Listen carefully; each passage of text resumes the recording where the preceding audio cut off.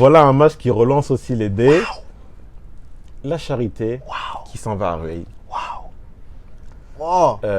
C'est le scénario incroyable de cette quatrième journée. Alors, on rappelle le score pour ceux qui n'ont pas suivi justement ce film hollywoodien qui s'est passé à Rueil hier. Rueil qui domine ce match, tranquillou. 71-55. Il reste 5 minutes à jouer.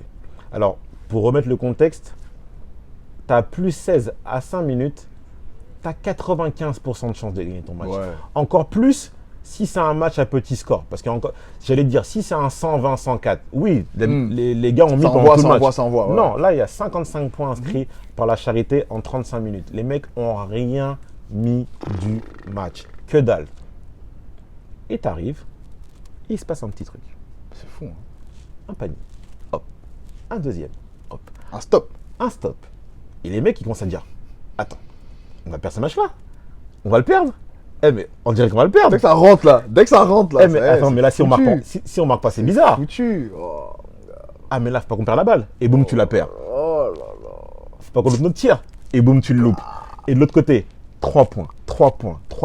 Il y a un mec justement qui symbolise ce retour en flamme de l'équipe de la Charité. C'est Hakim Williams, le meneur, qui avait fait une très grosse performance lors du premier match. On connaît. Très petit, très costaud, très adroit, très fort, Hakim Williams.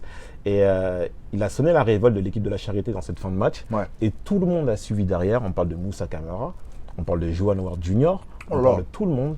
Et tout le monde a suivi au diapason de son meneur. Et Rueil qui a flippé. Ça se passe toujours dans les matchs comme ça où il y a des renversements. C'est que c'est celui qui est devant qui sent, tu sens dans le rétroviseur qu'il y a quelque chose qui se passe. Souffle dans le cou. Voilà, comme dirait Glenn Duro, hashtag Glenn Duro, le souffle dans le cou. Tu ça. sens que les mecs arrivent et tu as eu les solutions pendant 35 minutes et là tu les as plus.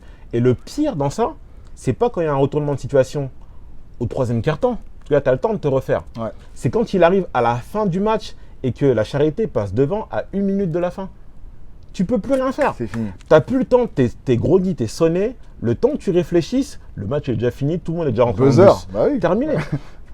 Et donc la Charité a continué et c'est un match finalement qu'elle gagne de 5 points. C'est incroyable. C'est pour te dire à quel point le retournement de situation a été dingue. Et je pense que la Charité, c'est un match super important pour cette équipe-là.